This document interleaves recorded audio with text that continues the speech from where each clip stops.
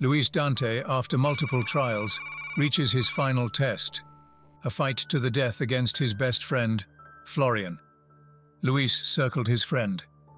Florian was on his knees, coughing a stream of bloody saliva and cradling his broken elbow. "Now finish him," urged Malafeal savagely. Luis's hands tightened on his staff. A few blows, then over. He would win. He would have everything he had striven for. He would be an angel, able to do so much, to serve the Emperor. He would be a hero. His father would be wrong. What kind of hero kills his friend? "Why are you hesitating?" roared Malafeal. "Your position in the chapter hangs in the balance. Strike!" Luis looked at the wood, the gift from his mother. Suddenly it felt unclean in his hands, tainted by his consideration of the chaplain's demand. "I will not slay him," he said quietly. "What did you say?" asked the chaplain. "I said I would not slay him," Luis shouted in sudden fury. "You would throw away your chance to become a servant of the Emperor, a space marine, one of the greatest warriors in the galaxy for the sake of him?" scoffed the chaplain. "You are a fool, and not worthy of the gifts we would bestow. Kill him." "No." Luis cast his staff away. It clattered into the corner. He stood tall. "For him, I would abandon anything. He helped me when I needed help. He befriended me when I had no friends. He guided me when he could have left me. I will not repay his kindness with treachery. If that means I am not worthy, I do not care. Kill me. I will not serve masters who demand the blood of my brother." Malafeal leaned closer. Luis took a step back from his grinning skull face. "What of glory and of power?" he whispered, his voice hissing through the vox grill. "Surely a fair price for such things is one life. I did not come here for glory or for power. I came to serve," said Luis calmly. He felt cheated. After everything he had undergone, all he had suffered, all he had hoped. He was angriest most of all at himself, for he had been a whisker away from spilling his friend's brains upon the floor for his own gain. He hid it all and faced his death with dignity. "I will have no part of evil." The chaplain's posture changed. He rested his weapon's head upon the floor and crossed his hands upon its pommel. "Then you have passed." "What?" said Luis. Florian looked up dazedly. "There are many tests in the final choosing, for each aspirant is different. This one was selected for you. Among ourselves we call this the test of Horus. Do you know why? Do you know who Horus was?" Luis answers hesitantly. "He was a devil, a monster who fought the Emperor for control of the heavens," said Luis. "You are almost correct. Aeons ago there was a great war, where angel fought against angel. Our Lord Sanguinius was but one of 20 sons of the Emperor. These warriors were invested with the powers of ancient technology and prosecuted a great crusade, reuniting the worlds of humanity for the first time in thousands of years. But the favored son of the Emperor, the War Master Horus, grew bitter and turned on his father, destroying the work of the Emperor ere it had been completed. Half of his brothers joined him in treachery. Our Lord did not but stood to the end against Horus, whom he had once loved. This test is named for him, because it is a test of loyalty and brotherhood. We wish to see how well your principles endure when you are ordered by a mightier being to commit atrocity, and you held fast to your morals." Luis was aghast. But the trial of blood, that is the same. You told us to kill, and we killed. Here you ask me to kill, and hope I do not. Are you hypocrites as well as torturers?" Malafeal pauses, then responds. "You ask questions now, defiant ones at that," said Malafeal after a moment's pause. "You are unusual. I should cast you out for your impudence, Luis Dante." He stared down. "But something stays me, and I will answer your question.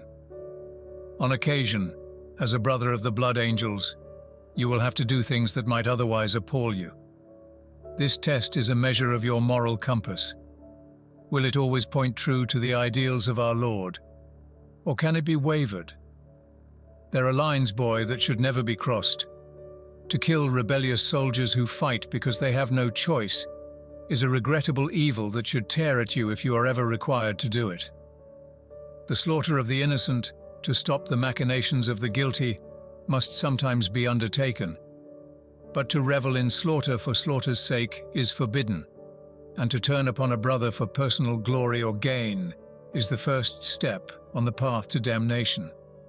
Temptation, above all else, is the hardest test for a space marine to bear. Offered such great power, what man would not waver in his devotion to the true Lord of mankind? Do you see? Luis looked down at Florian. Emotions of the most powerful sort warred in him. You seem to be an intelligent boy. You will therefore have noticed we did not split the groups you had formed yourselves, explained the chaplain. We asked you to fight against those to whom you had but fleeting loyalty, not against those whom you held in genuine affection. You must forgive us for the artifice of these tests. A note of regret crept into Malaphael's voice. If this universe were fairer, then such cruelty would be unnecessary. But believe me when I say, the universe you shall discover is not fair, and it is not kind. These petty horrors help humanity in the end. But this is a test for one, said Luis. It was a test for you, not for Florian. Florian sobbed and sank low to the floor. You have passed. Your comrade here could not. Either you killed him and spent your days reflecting on your actions as a guardian of the place of challenge, or you spared him and joined us. He cannot join us. Why? Florian cried. Why did you do this to me? Malaphael turned his skull face to the beaten boy. Because we had to. You are but one of trillions of men. All have their purpose. You have served yours. This is a time of all-out war. You are privileged to have found such meaningful service. Malaphael turned back to Luis. The other aspirants face tests of their own. Everyone is different. Protestations of service often mask a desire for power in the cunning. This is why your test took the form it did. He will die. He is sick, said Luis. This is true. I am sorry. It was his determination to seek out a place with us for survival's sake that made him an unsuitable candidate. Your friend has many qualities, but the desire to live he has exhibited would endanger his brothers should it come to the fore again. Self-sacrifice is important in our chapter, so I have judged, and my judgment is irrevocable. Florian turned his face down. Blood, snot, and tears mixed freely and ran onto the floor. It's true. What he says is true. I came here to live. You know that. But Florian, you are a good person. You are my friend. You are worthy. I say not, said Malaphael. Go, Luis, leave me, said Florian. I am sorry. I would have killed you. I could never have passed the test. He is my brother, said Luis. And that is why he lives for now. Malaphael extended his open hand to Luis. He will live what little life he has in sacred duty, as important as yours in its way, and his sacrifices will be less. If you could see his life and yours laid side by side from beginning to end, you would envy him. You have been chosen for great and onerous duty. Do you accept? Are you willing to become a blood angel? If you have doubts, best unburden yourself, and I shall end your suffering. His armored fist creaked as he gripped his Crozius and lifted it from the floor. Luis looked again at Florian. The other boy pulled himself into a painful crouch, smiled through his broken black teeth, and nodded encouragingly. Go. Do what you can. Serve the Emperor. The black-clad hand of Malaphael waited unwaveringly.